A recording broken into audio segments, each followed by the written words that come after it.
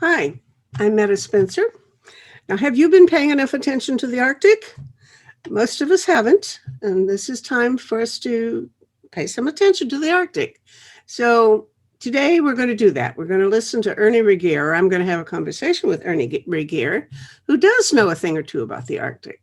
He is the former, or was the co founder Mhm. of Project Plowshares, which is a very wonderful organization that studies peace research in Canada. And he's a senior fellow at the Simons Foundation. And he knows a thing or two about the Arctic. And I think we should pay some attention. So, good morning, Ernie. Good morning to you. Yeah, okay. I think you have recently published an article in a book about, is it about Russia in the Arctic or what? What's your, I have to admit, I haven't read it yet. Yeah, Uh, no, that's fine. It's about the Russian military presence in the Arctic, uh, and so it tries to it's descriptive about that presence, which is a growing presence, and then also some of the strategic implications of that presence. So that's where we are. As you know, there's in some circles there's quite a lot of growing concern about American or Russian militarization of the Arctic, but it's subject to varieties of interpretations. mhm. There is a kind of consensus about where it's going. I can talk a bit about that. Everybody knows that they're building it up, right? Yeah, Well, you know, yeah, and I somehow give them more right than maybe other people would, since they have people there. yeah, I yeah, mean, they have big cities in the Arctic, and we have yeah, just yeah. little bitty clusters of people compared to them, and Eh, somehow that, to my mind, it makes it more. I don't know. Is that reasonable or not? Yeah, it's very reasonable. I mean, it's by far the largest Arctic state. It has by far the longest frontier in the Arctic. So part of the point of its military buildup, which is, by the way, is a string of there are two kinds of military buildup. One is the conventional, and the other is the nuclear. And the nuclear has always been there through the Cold War on the Kola Peninsula, Hmm. and it remains a prominent presence, and it's part of Arctic nuclear modernization, similar to that the Americans and the Chinese are doing. So that's one part of it. The other part of it is, yeah, just that string of conventional military facilities that go all the way from the Pacific to the Kola Peninsula. Okay, now I knew that they have nuclear submarines up in the Kola Peninsula. That's around Murmansk, right? That's right. Yeah, Yeah. Murmansk is on the Kola Peninsula. And they have a fleet of nuclear submarines and things there. Yeah. Now, but what you've alluded to, it sounds like it's more than uh, marine facilities, but maybe other nuclear weapons there or not. Well, the north it's the maritime nuclear leg of the triad that's based there. So that there's a nuclear base on the Kola Peninsula. Well, a number of nuclear bases on the Kola Peninsula, and then also there are nuclear submarines on the Pacific in the Kamchatka Peninsula. But the Kola one is. There's a major base that houses all of the long-range submarines with intercontinental ballistic missiles, SSBNs, in other words, are based on the Kola Peninsula. There are seven of those submarines there, and one is of the newest variety, the Barai, and the others is an older Delta IV version of SSBN, but they're on the Kola Peninsula, and they patrol in the Barents Sea area primarily. But there are also, and then there are nuclear weapons storage facilities in that area, as well as attack submarines air bases as well. Well, now, do they ever get out and go into the Arctic Ocean, or do they go into the Atlantic, and do they patrol the rest of the? Do they slip around looking for things? Well, I think that we can come back to the conventional, because that's an important thing to talk about. So let's not lose sight of that. But on this nuclear issue, they primarily patrol in what they regard as an Arctic bastion, and that's in the Barents Sea area, and they patrol in that area, but then they patrol it also into the Norwegian Sea and down into the Greenland, Iceland, UK gap. You know that, and so they can, but that's a they have to go through there, and they run into NATO patrols there. But yeah, they have access to the Atlantic Ocean certainly there, and they have access to the Pacific Ocean through the Bering Strait. But the primary patrols, as it's understood now, are in the Barents Sea. And one of the reasons that they're building up their conventional military capacity is to patrol their bastion, to protect those SSBNs that are patrolling in the Barents Sea, to protect them from American and NATO anti-submarine warfare activity. Do people know where they are? I mean, if they're out, prowling around, I use pejorative things as if, everything they do is surreptitious, but actually, maybe they have every right to go hunting around. Can other countries find them easily? Or is this part of the whole strategy, is to make them invisible? It's part of the whole strategy to make them visible, and other countries, meaning the United States, really, can find them, and is increasingly interested in developing an anti-submarine warfare capacity in the Barents Sea. The U.S. Navy just put out an Arctic strategy document just this past week, in which it talks about additional patrols in the Barents Sea.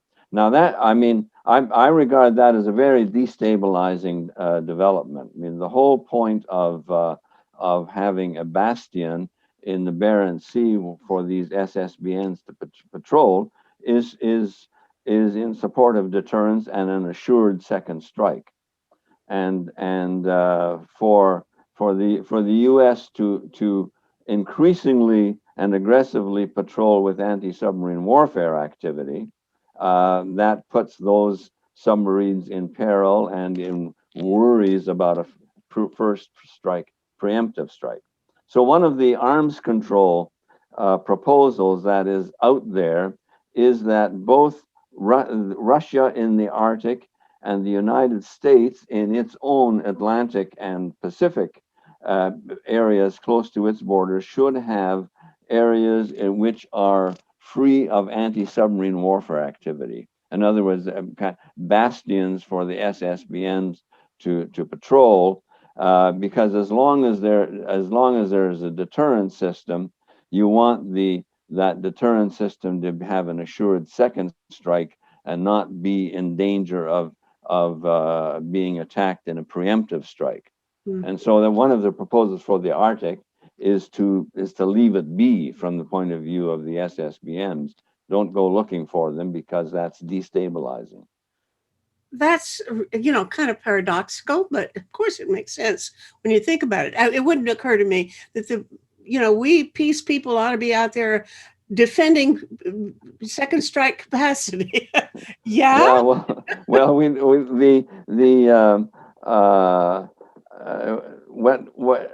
I would say what we're doing is not defending the right to retaliate with nuclear weapons.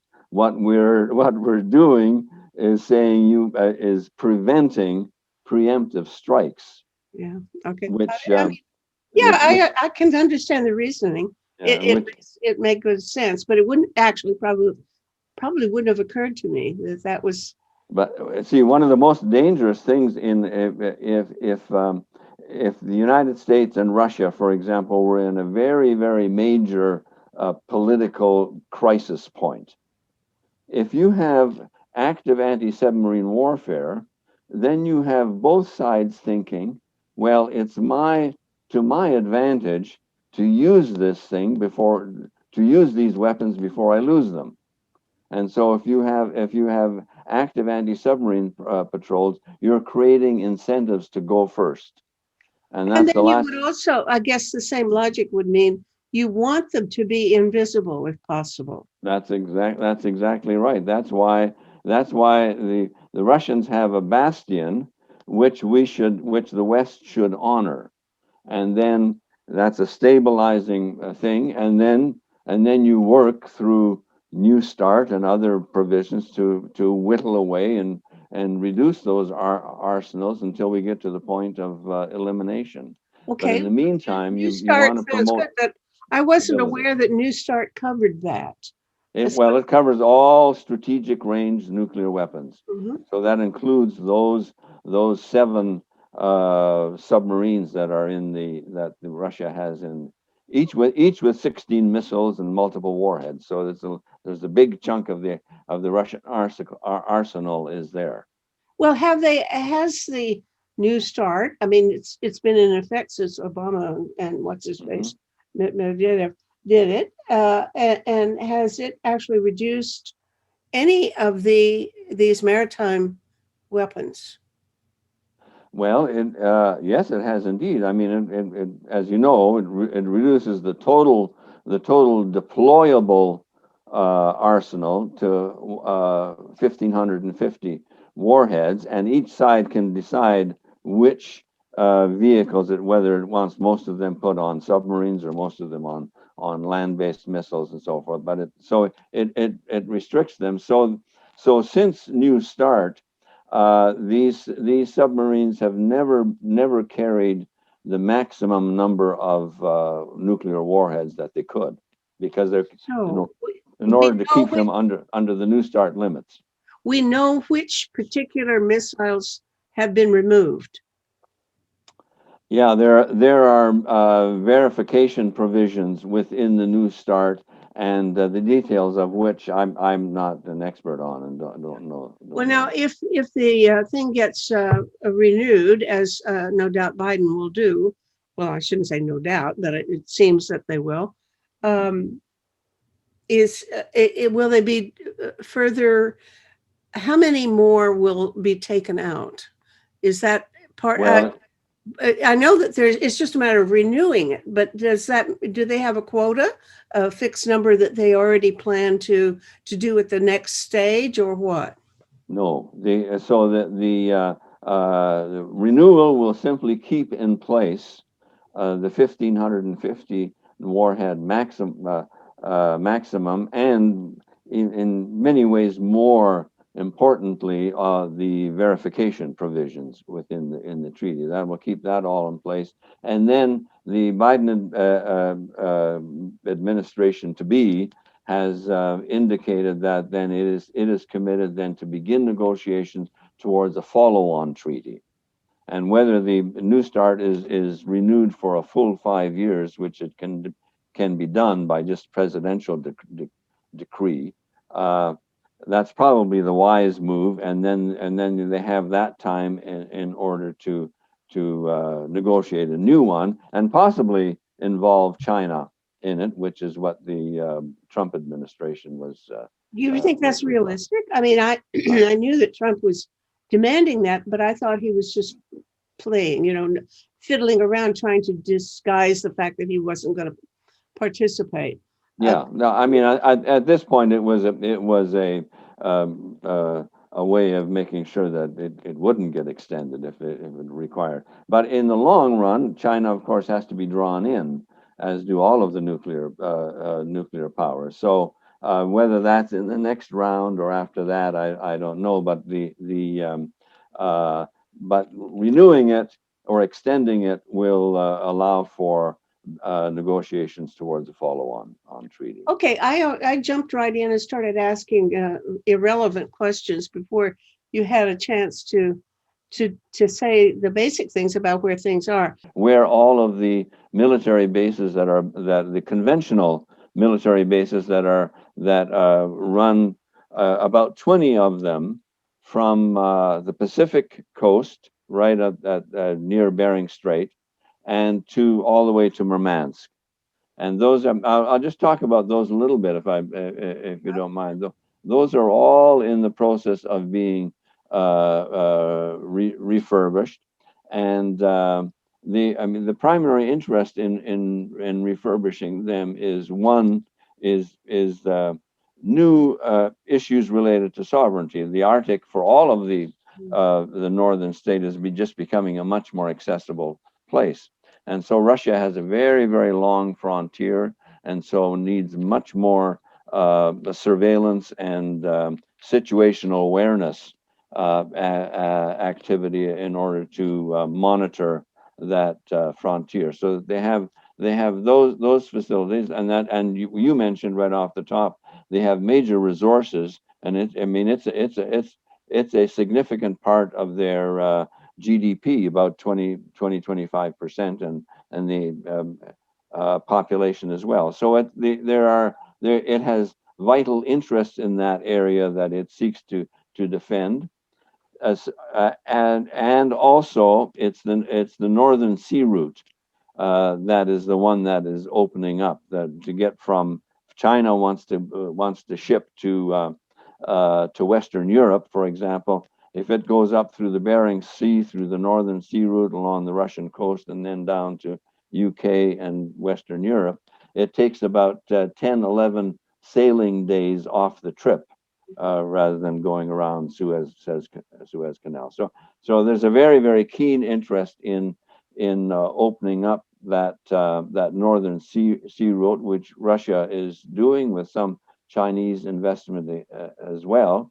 So that's another part of it, and so that the Russia is developing a radar coverage and air defense coverage for that whole part of the Arctic along its coast, and then the more traffic that there is, the more need there is for search and rescue and emergency response capability. So of those 20 bases that are strung along from the Pacific to Murmansk, 10 of those, or 9 of those actually, are designated as emergency response centers. So there's a major capacity for search and rescue that is needed and required, and that really applies to all Arctic states. That for all of them, their coastal regions, including Canada, are becoming increasingly accessible, and there's more traffic in them, and so that the requirements for search and rescue are greater, and that means there's much more of the military activity in the north now is an aid to civil authorities. Civil authorities, civilian institutions and agencies have basic responsibility for managing waterways and search and rescue and those kind of things. And so, but it's the military that has the capacity to do that, and that's a big part of their operation. That's a big part of the Russian military operation, is aid to civil authorities as well. That's a good reason. Yeah, good thing. How about compared to Canada and other states? The U.S., of course, has some, Alaska and so on. What about other countries in ratio? I mean, what you say the Russian is building way up. Are other countries building at the same rate, increasing military and search and rescue and icebreakers and things like that? Are they getting into it? Yeah, I would say Norway. Like Norway is the most active because it's right on the border, and Russia has significant artillery bases, infantry bases rather, in within tens of kilometers from the border with Norway and the border with Finland. So there are concerns there, and NATO has stepped up its presence in response to that, and Norway has a bigger maritime presence as well, because it's right in the zone with Russia. Canada has the same requirements for increased attention to search and rescue, air defense, and so forth. Most of that is civilian activity, and the expansion isn't nearly anywhere close to the rate of the Russian expansion. There's a new naval facility for basically for refueling at Nanisivik in the Canadian north, Where's that? and Nanit. um, I never heard of it before. Baffin Island, Oh. and in that in the I think I've got that right, and then I guess the big Canadian issue is the North Warning System. You know, what we used to know as the dew line, all of the radars across the north, and there is a feeling that with increased activity in the north, and particularly on the part of Russia, North America's own air defense capability needs to be enhanced, and particularly domain awareness. Have the radar facilities to be able to detect everything that comes within range of Canadian territory. Right now, those radars are all run along the Arctic Ocean, just above the Arctic Circle, but they don't cover the northern part of the Canadian archipelago, the Arctic archipelago. So that's a thing that's in the works for Canada. Nothing concrete yet, but there's a lot of discussion in military circles about what the way in which that North Warning System is going to be modernized. I hadn't even heard about the North Warning System or the dew line for 20 years.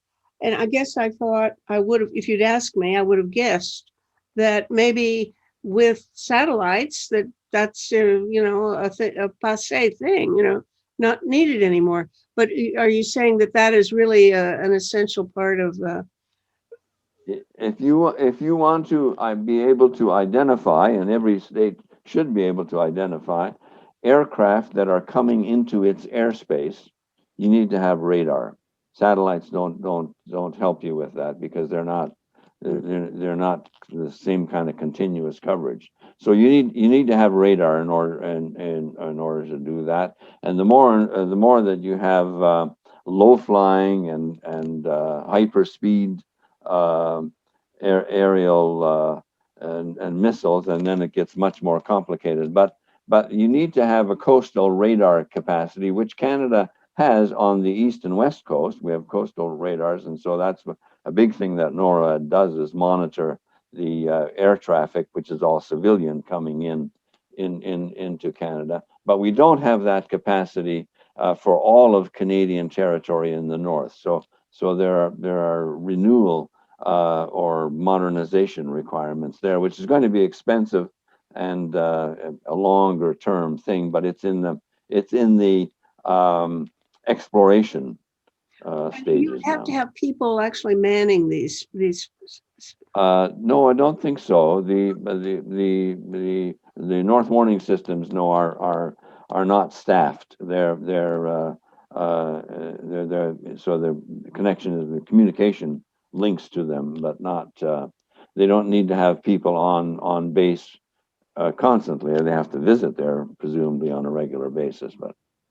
Well, I guess the only reason for needing a lot of military presence is if you don't trust somebody who's your neighbor, or and so the question, I guess, is how are folks getting along up there? Yeah. I was, 20, 10, 15 years ago, all the peace workers I knew who knew anything about the Arctic were reassuring us that it's one of those places on the planet where people seem to be friendly toward each other, at least cooperative, and there wasn't any real dispute happening. So cool it, don't worry. But I don't hear that kind of reassurance very often. Tell me what is the real situation? Who's our friend and who Do we have any enemies? Well, I think one of the extraordinary things about the Arctic is that it has been a zone of unusual cooperation, and there's a range of international agreements and international political commitments to continue that cooperation, and that, for example, the the identification of control over the continental shelf is all it's all there's a there's a law-based process by which that takes place. So I think the broader consensus in mainstream convention Western circles, including military circles, is that the Arctic is not an area of imminent threat. There's not an expectation of Arctic-induced combat in the Arctic. No one. It's not in anybody's interest to do that. There are some fears about spillover from conflicts in other regions into the Arctic. I mean, in as much as there is major military presence there, if you if the NATO and Russia were to come into active conflict in Europe, God forbid, the likelihood of that spilling over into the Arctic is fairly strong. But the likelihood of Arctic conflict rising, escalating to a crisis in which military combat seems a possibility, that I think is universally regarded as very, very low. But there is increasing military activity there, and there have so that there are also increasing calls for there to be dialogue, military to military dialogue between Russia and the NATO states in the Arctic, and particularly that there should be broader strategic dialogue between NATO, North America, and Russia on coming to common understandings of what are the requirements for strategic stability in the Arctic, um, a rule of law operations, tactical and day-to-day operations in the Arctic. So the requirement for dialogue and that kind of diplomatic engagement becomes much more important, and the isolation of Russia from these forums, as has happened since 2014 in the Crimea, that we need to get over that and understand that we need to be in constant dialogue with them, and that's not a means of turning a blind eye to violations of another state's sovereignty, but it's a means. It's for the purpose of trying to maintain stability in a region which, if it goes bad, is bad for the whole globe. Okay, I'm just trying to think of all the states that are in the Arctic. How are all of them either members of NATO or Russia? There is so that there are understood. There are eight Arctic states, eight states in the Arctic Council. There's Russia, and then there are five NATO members: U.S., Canada, Greenland, Denmark, Iceland, and Norway, and then Sweden and Finland, which are Arctic partners or NATO partner states, essentially. So it's a fairly one-sided thing. But Russia is not a minority in the sense of its vast land and sea areas and resources and population. Well, would you say that the Russian military is equivalent to the combined militaries of all of these other states, the NATO states plus Finland and Sweden? Did you say? Yeah. Well, it's superior to all of those combined with actual facilities in the Arctic, but of course it's much inferior to NATO collectively, right? And the United States has very, very little military presence in the Arctic except for submarine patrols. That's its main presence there. Whereas and has one operating icebreaker. Whereas Russia is 40 to 50 operating. How many does Canada have? Canada have, I think it's six, a half a dozen especially of middle range icebreakers. So these are coastal icebreaking. But Russia is acquiring new generations of nuclear powered icebreakers. They already have some of those, but they're building icebreakers that will go through up to 4 meters of ice. So that's a big ship, and the concern is that it can create pathways for not only for liquid natural gas tankers, but also for military vessels, Is naval there any vessels. part of the Arctic Ocean that no icebreaker could penetrate? Well, right now, I'm not sure in the dead of winter, but there have been voyages directly through the central Arctic Ocean, through the thickest part of the ice. And so the ice there, you'd say about 4 meters at the worst. Yeah. And so somebody can go there if they want to. Okay.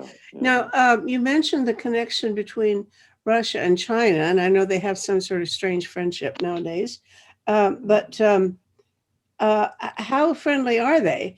That is, I understand that China would like to have a presence in the Arctic in some form, and is always claiming new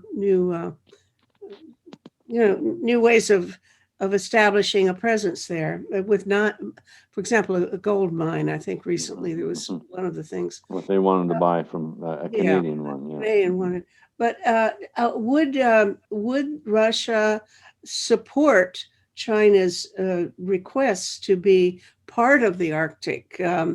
I don't know whether they want to join the Arctic Council, or I guess they couldn't. But how are they trying to get their toehold there? And does Russia play along with that? Well, the Chinese, I think it's correct to say, do not really have a keen interest in a military presence. I mean, some people fear an Arctic military presence by China, but China wants a shipping route through the Arctic, and it certainly wants access to rare earth minerals in Greenland and Canada and so forth. I mean, it has mining interests. It has a lot of commercial interests that it sees potential value in the Arctic. But a big part of it is the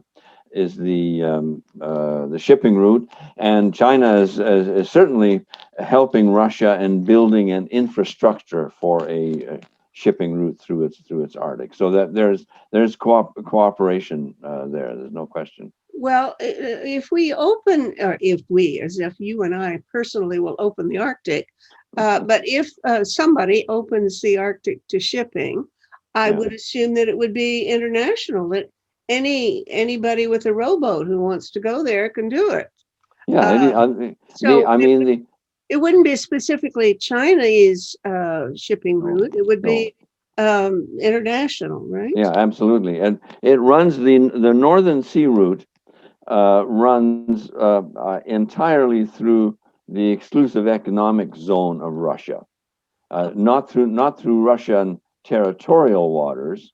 In some parts of it do, depending on the ice conditions, but all it's all within the exclusive economic zone. So that gives Russia some obligations in order to do environmental controls and those kind of things that have to happen in a shipping route. I don't know what an economic zone is. Well, I'm the wrong person to explain this because I'm not an international law expert. But essentially, along the coastline, there's 12 miles out is territorial water, and that's the exclusive zone, the same as the land. It's you have sovereignty over that area, and then 200 miles out is you have exclusive economic rights within that zone. But these are international waters, and everybody has the right to go to travel them. The Americans charge, and I think the Russians give them reason to, that Russia is really claiming its those exclusive economic zone waters as being Russian waters, and aiming to manage them as if they were territorial, sovereign waters of Russia, and requiring other states to get permission and so forth. So the United States in this new naval document is talking increasingly about doing freedom of navigation missions through there, just to establish the fact that these are international waters that everybody has a right to Okay, go now to. there's also been a few years ago, anyway, and I don't know whether it's settled. There was a dispute based on where the shelf of the continent ends or drops off or something like that. That the water the rights and the claims to certain parts of the ocean w- would be settled on the basis of where I guess there's a drop off Yeah, of the there's a that's shelf or yeah, something underwater. through the law of the sea, that is now being all of the Arctic states are putting in proposals to define their continental shelf, where it goes in. It goes beyond. It can go beyond the exclusive economic zone, and that gives you right to the resources on the ocean floor, exclusive right I to see. the resources on the ocean floor. And so in the North Pole area, I mean, Russia uh, uh, with has laid claims on that, as has Greenland, as has Canada. I think that's it. But these are so. But it's understood that these disputes will be settled by scientists, not by soldiers. You know, it depends on collecting scientific data on where the how where the continental shelf And ends. that still has to be determined in some Yeah, way? that's all. If No. there are claims are in, and that will take a long time under the law of the sea for that all to be What kind of settled. stuff But is no one has immediate access to that area anyway. I mean, that's okay? And so there's stuff down there that people might want to drill for, or what would presumably. I hope they're not going to put oil wells and stuff there. Yeah, that's that's exactly right. But uh, so it's not sure. I mean, I just don't know enough about it to know what all kind of the potential resources are. But that's in the process of being settled. And there was the something called the Lulasat Declaration, 2008, in Lulasat town in What's Greenland, that? where all of the Arctic states met and committed themselves to settling Arctic disputes according to existing international law, which is law of the sea. And that was an important declaration and principle that reinforced the Arctic as an arena of cooperation rather than competition leading to conflict. And in 2018, that declaration was renewed, and so that's part of the and in the in for the international Arctic Ocean. There's been an all-Arctic agreement to prohibit any fishing that becomes available in the Central Arctic Ocean until such time that there have been scientific studies done to assess the nature of the fish stocks and how much fishing can be controlled. And that's an agreement of all of the Arctic states, including but non-Arctic states as well, including Japan and China. Mm. Well, So that's another example of the cooperative milieu of the Arctic. yeah. Well, now, tell me about Novaya Zemlya, because Right. that's where they tested nuclear weapons. I don't know what else they did up there, but it doesn't sound like a place that anybody would want to live. Right. Is there still military activity going on up there? And what? Tell me Yes. about it. Yeah. There's a new base being developed there now, and it's interesting because it's one of those trefoil bases. One of these you may have seen pictures in the newspapers of this three-pronged base of big military facilities that can house several hundred Russian troops throughout the year, and they're quite grand facilities that have everything from a chapel to gymnasiums to all of this, and there are stationed troops there, as well as radar facilities and air defense facilities are there. And that's Is the place contaminated? I worry, you hear about things like places where where there are sunken submarines with, yeah. a lot of radioactive material that nobody knows how to get at anymore. Mhm. Is the Arctic in general a safe environment, or are there radioactive contaminants, floating around up there? Yeah. Well, I think that there's been a lot of cleanup was done through this international partnership agreement that Canada was part of, and there's still major legacy from the Cold War and nuclear weapons development. But that's about as much detail as that They I haven't can been get into. testing any weapons, or at least nuclear No, explosives there for no, what, no. 20, 30 years? How Yeah. long? No, I don't know. I don't know for how long, but Quite a while. for a long time. Yeah, there's a de facto moratorium, but when it began, I'm not recalling right now. But now I know that people in Kazakhstan talk about the pollution still Yeah, remaining around yeah, Semipalatinsk. So I wondered if maybe the same thing yeah, was true around Novaya Zemlya. I don't know how to pronounce yeah, yeah. No, I'm sure it is, but it. Yeah, yeah. I haven't. I wouldn't volunteer to serve up there if I were you. Um, okay, all this is fascinating. Any advice to the world?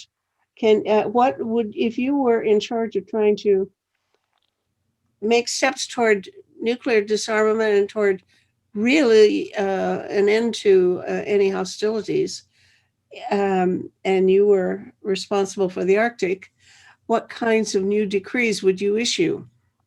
Well, I would simply emphasize the principle of the Lulasat Declaration, and so that declaration is important, and emphasize that the all of the intention towards attention now towards on the resumption of great power competition, so forth. I think we have to make a very conscious effort to keep the Arctic out of that, and recognize that inevitably it's part of it because it's a major part of the Russian nuclear arsenal is there. Hmm. But we need to stabilize that and prevent destabilizing anti-submarine warfare patrols in the Arctic, and make sure that the Arctic does not become a climate which negatively impinges upon the pursuit of nuclear arms control and elsewhere. And protect Santa Claus and his elves. That would be a priority, of course. Of course. Thank you. But NORAD is on that, so we're fine. All right. You got it. Okay, this has been fun. Thank you so much. Oh, it's a pleasure. Okay, take care. Thank you.